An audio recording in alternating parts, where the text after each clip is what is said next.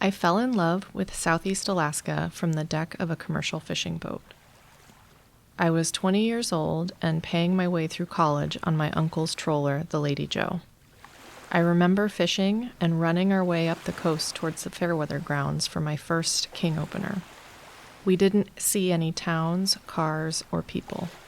Nothing but fishing boats, rugged peaks, and lush forests woven through with low clouds, whales, seals, and albatross for days.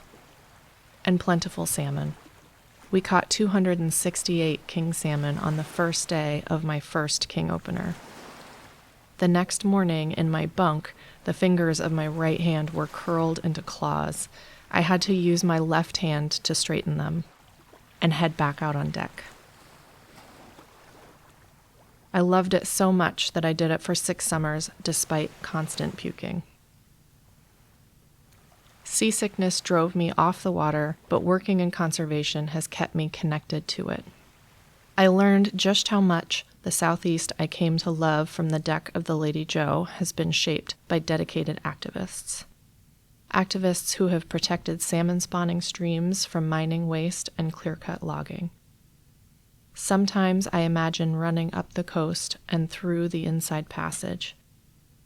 I think about what this place would look like with factory trawlers, commercial salmon farms, and muddy, impassable spawning streams.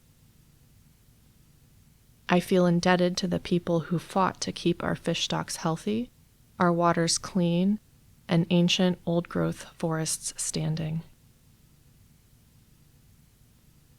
When you work in conservation, you only have to lose once to see permanent damage. Once an old-growth forest is cut, the trees and critical salmon and wildlife habitat they support won't be restored in my lifetime. The losses can be permanent. But in conservation, when we win, we have to win again and again and again. As a fundraiser, I spend my days working with spreadsheets and budgets and talking to supporters. I've come to know the hundreds of people who show up year after year to win again and again and again for Southeast.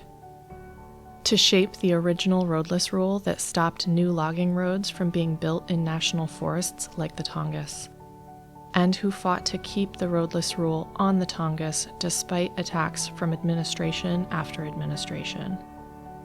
I have hope for the future of Southeast.